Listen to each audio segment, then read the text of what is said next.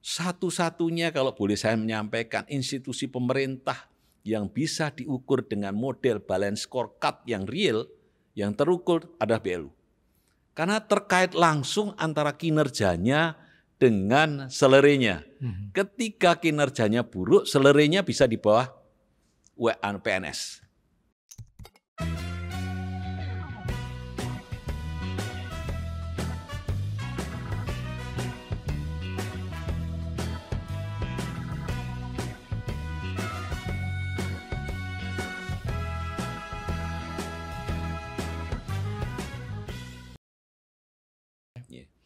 Dan waktu itu kan kaget ya Pak Joko ya, kalau seorang dirut, seorang BLU bisa mendapatkan salary gitu ya, yang sebesar itu.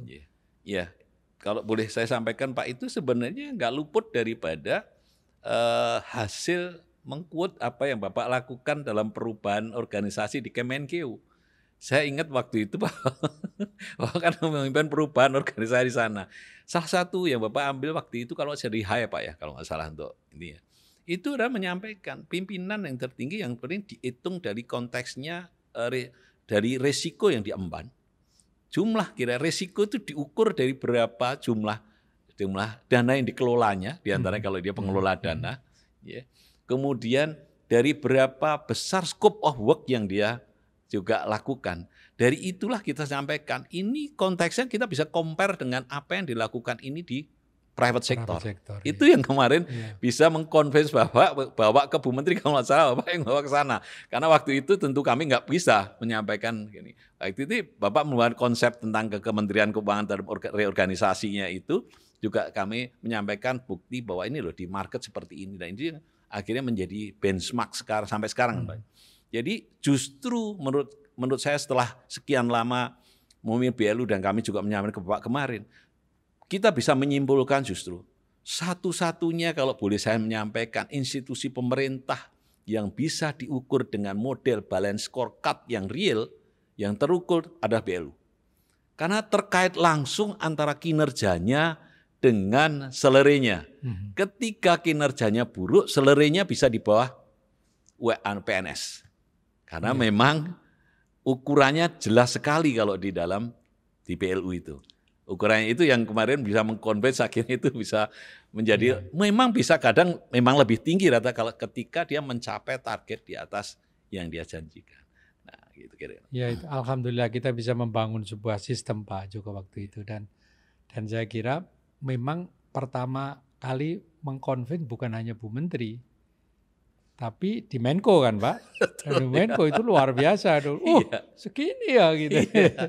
Dan kita nggak usah bicara absolutnya gitu. Tapi bahwa itu termasuk luar biasa. Dan betul sekali bahwa kemudian itu kita kaitkan betul dengan kinerja. Yang itu tidak ada di satker pemerintah kan itu ya Pak. Jadi menarik sekali Pak Joko, ini pengalaman yang luar biasa. Mudah-mudahan ini bisa menjadi proses pembelajaran anak-anak muda di Kementerian Keuangan, bahwa kadang-kadang di dalam mendesain sebuah policy tidak semua orang pejabat di dalam kelompok kita itu sependapat, dan bahkan pimpinan kita pun mungkin akan memberikan challenge yang luar biasa dan bahkan menentang dan tidak menyetujui. Tetapi ingat bahwa pimpinan itu juga punya background dan punya wawasan yang lebih luas. Jadi tidak hanya berpikir pada satu kotak tertentu, tapi beliau-beliau itu juga berpikir untuk kotak-kotak yang lain, sehingga proses filosofi tadi, kewajaran, kemudian apakah ini layak gitu, di samping aspek-aspek finansial yang selama ini selalu menjadi pertimbangan. Saya kira Pak Joko ini kan ini tidak lepas dari pendidikan formal Pak Joko yang Bapak pelajari. Setelah ONS ekonomi, kemudian ke Bapepam, kemudian Bapak ke Colorado University. Saya baru tahu bahwa Pak Joko itu ambil MBA ya waktu itu programnya ya, MBA ya. Ya mungkin karena di Bapepam juga ya, gitu ya. Tapi Pak Joko kan di S1-nya kan ilmu ekonomi kan? Ekonomi Pak, ekonomi umum. Ekonomi umum kan? Ekonomi pembangunan. Ekonomi pembangunan. Ceritanya gimana nih ke Boulder kemudian kok tiba-tiba ngambil MBA gitu? Apa karena memang ya terpengaruh oleh kegiatan dan aktivitas kerja di Bapak Pam kala itu gitu? Enggak Pak, saya jadi waktu kuliah di Amerika itu saya masih kerja di Bapexta waktu itu Pak. Jadi masih di Bapexta. Oh, iya iya iya iya iya. Jadi Iya. masih Bapexta dan memang dari sejak awal saya ke anak ini memang saya ambilnya adalah memang menginginkan untuk bisa mempelajari tentang bisnis.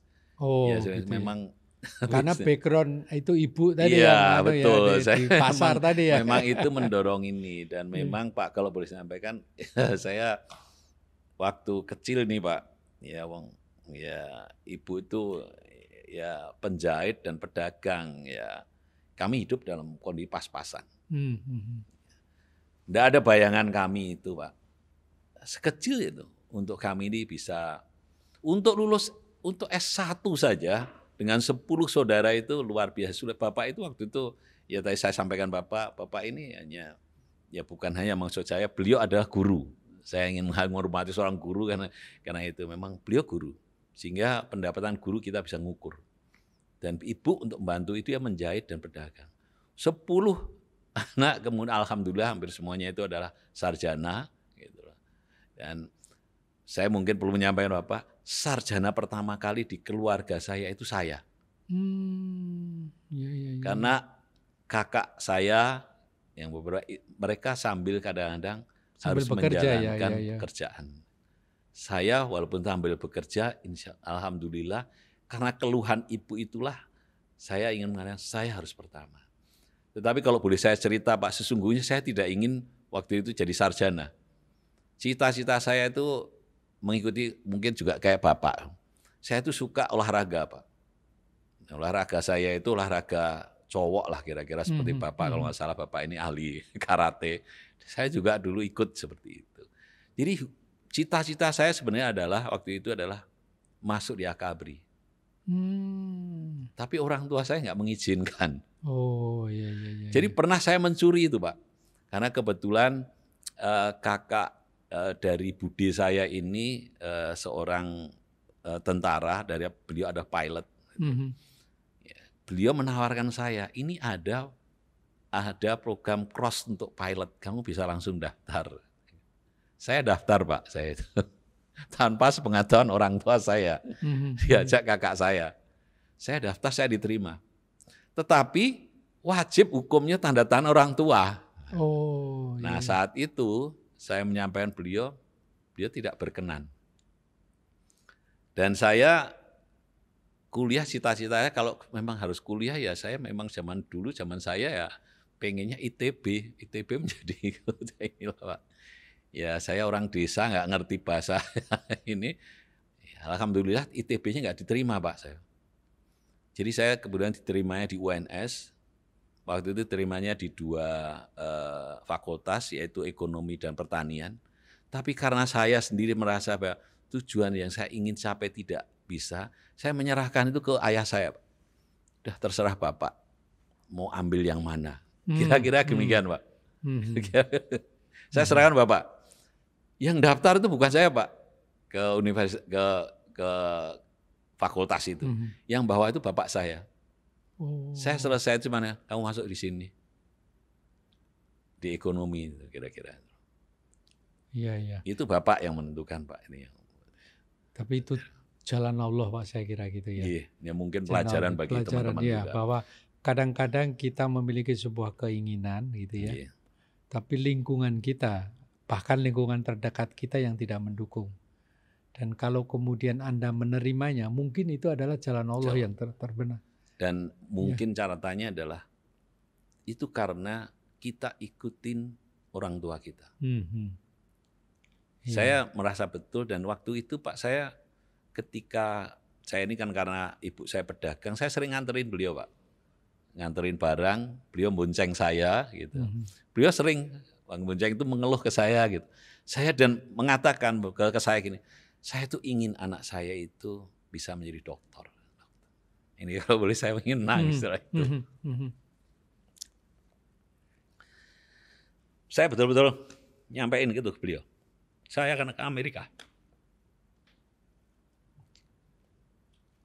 Ya, saya kira memang kadang-kadang kita punya sebuah momen ya yang itu berhubungan dengan keluarga dekat kita, apalagi orang tua gitu ya. Yang kadang-kadang itu di balik itu ada sebuah doa gitu ya. Iya. Ada sebuah doa dan doa orang tua itu mujarab gitu. Iya. Dan Allah mencatatnya dan kemudian mewujudkan cita-cita itu. Dan saya kira kita tahu betul dan saya ingat betul waktu Pak Joko akhirnya ngambil program S3 di UI ya waktu itu ya Pak ya. Iya. Karena kan Pak Joko kadang-kadang sering ninggalin rapat kan waktu itu. Pak Joko kemana? Iya, Pak. Jadi kuliah, Iya. ya udah gitu Iya, lah. iya. Jadi rupanya saya baru tahu ini bahwa itu adalah janji Pak Joko kepada ibunda ya Iya, waktu itu ya. betul. Saya memang waktu itu janji. Saya kan dokter. Tapi saya sampaikan beliau, saya akan ke Amerika dan saya akan jadi dokter. Saya nggak punya bayangan Pak, dari mana duit itu gitu loh. Kira-kira. Tapi alhamdulillah waktu itu saya diterima di 3 tempat Pak. Sebelumnya saya selesai kuliah itu, begitu selesai saya ikut di FAO Pak. Saya kerja sempat di FAO. Sempat Pak, di project itu di Serpong. Serpong nggak kayak sekarang ini Pak. Masih Serpong masih hutan itu. Saya tapi kerja di FAO salary-nya waktu itu pasti tinggi kan di Iya, saya jadi organisasi salah satu internasional. staf di sana Pak waktu itu ikut ini. Dan kemudian waktu itu saya terus ikut tes gitu. Ada 3 yang menerima saya, yaitu BI, BNI, sama Kemenkeu. Walah, ya. Saya masuk itu. Kemudian saya ambil waktu itu, saya memilih Kemenkeu. Saya sambil Bapak, kenapa Kemenkeu? Karena Kemenkeu memberikan harapan ke saya untuk saya bisa sekolah. Waktu itu yang saya tahu itu persis. Padahal BI lebih gitu ya. Setelah sampai di Colorado baru saya sadar, loh BI memberikan lebih kira-kira. Betul Pak, itu setelah itu. Dan perjalanan saya ke Amerika nggak mudah Pak, nggak mudah betul. Tapi karena saya tekad waktu saya janji ke ibu saya itu baru boleh ujian saja Pak. Tim teman saya itu 3 tahun kerja sudah boleh ikut ujian untuk masuk mengikuti program luar negeri. Belajar luar negeri ya. Saya itu nggak boleh Pak. Iya. Saya nggak tahu karena mungkin saya diminta masih bekerja banyak itu. Ini sejak masih dia. Akhirnya saya mempunyai itu pada tahun ke-6 saya memberikan protes dengan model ini Pak. Waktu itu saya diberikan tugas untuk memberikan ini memang saya mulai pada saat di Bapexta itu ada program pada saat itu Pak melakukan pemeriksaan itu model pemeriksaan itu selesai sekitar 6 bulan kalau nggak salah Pak. Jadi proses pengajuan itu tuh proses bukan 6 bulan ya lupa. Enggak 60 hari, 60 hari bukan 6 bulan, 60 hari Pak.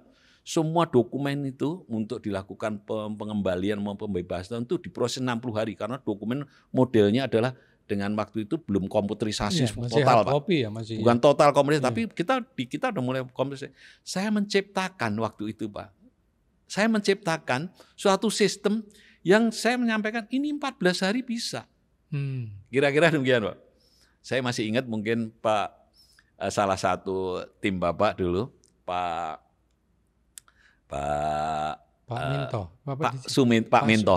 Ya, beliau ada bos saya. Ya, begitu senior saya juga waktu itu. Betul Pak. Begitu beliau diganti saya sampaikan ke beliau. Saya selesaikan tugas Bapak kewajiban ini dengan syarat saya boleh ujian. Kalau tidak saya mohon izin mundur. Saya sampaikan ke beliau. Kemudian beliau berjanji, oke kamu selesaikan, saya akan ngajukan kamu boleh sekolah. Kamu boleh ikut tes. Gitu Pak. Alhamdulillah tes, saya itu satu tim Pak waktu itu, kalau tes untuk masuk luar negeri itu ribuan. Saya ingat di sini. Di sini ya kalau ini. Ya PPSDM dulu waktu itu ya. Waktu itu Pak Wijanarko Pak. Pak Wijanarko udah ya. Itu 18.000 di sini, di Malang, di Jogja semua dilakukan bersama. Kami bersaing 18.000. Saya ikut tes, alhamdulillah lulus. Saya bareng teman-teman saya di Bapexta, seangkatan saya sendiri yang lulus. Saya bareng Edwin, saya mungkin ada Mas Edwin itu satu tim dengan saya dan teman-teman di Kemenlu banyak. Tetapi ya itu lagi, mungkin Allah belum mengizinin. Jadi ketika kami ikut, saya yang pertama, program itu dananya habis. Oh iya. Tahun pertama. Iya. Dananya habis. Kemudian saya tetap sudah janji sama Pak Mento waktu itu saya selesaikan, tetapi saya mohon izin bisa diikutkan lagi nanti berikutnya untuk tes. Tes kedua alhamdulillah saya lulus lagi.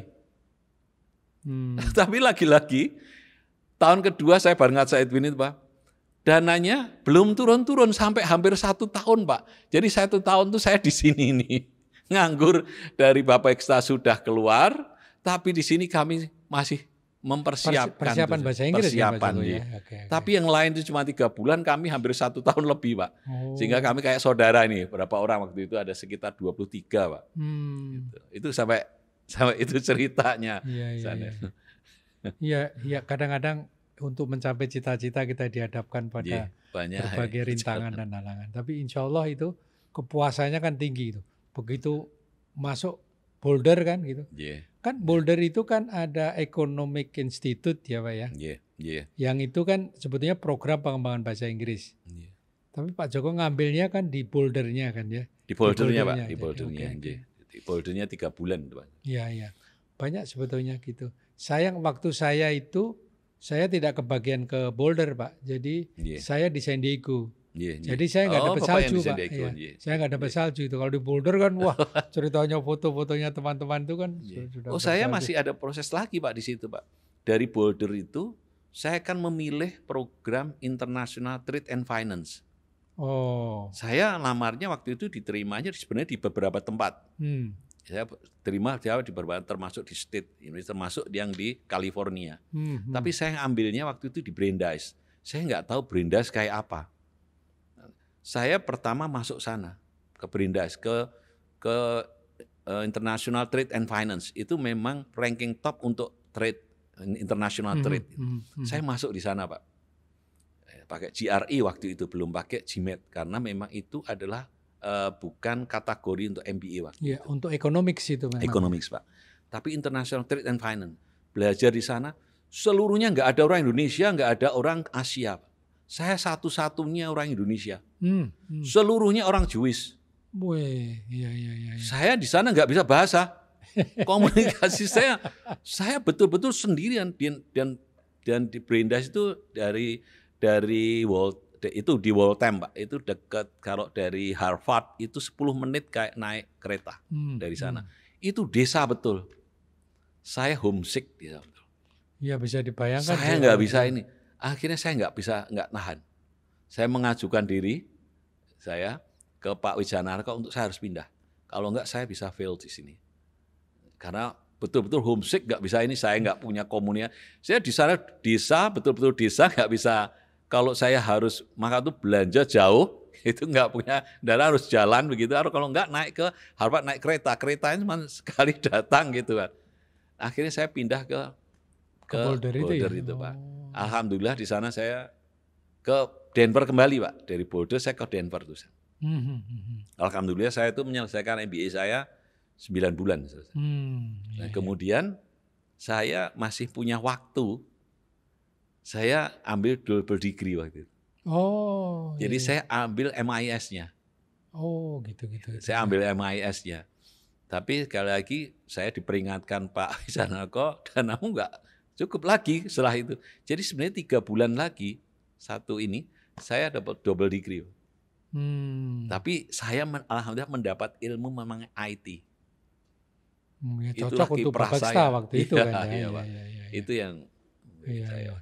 Jadi cocok sekali gitu ya. Wah, alhamdulillah. Jadi saya kira ini inspirasi untuk anak-anak muda ini Pak Joko bahwa keteguhan, kemantapan, kerja keras itu merupakan modal untuk coba kalau Pak Joko menyerah waktu di universitas pertama kan. Saya bisa bayangkan itu sendirian ya. Di Amerika lagi dingin lagi gitu ya. Mau makan aja susah kan gitu, harus menyesuaikan. Apalagi itu berarti toko Asia nggak ada kan itu Pak?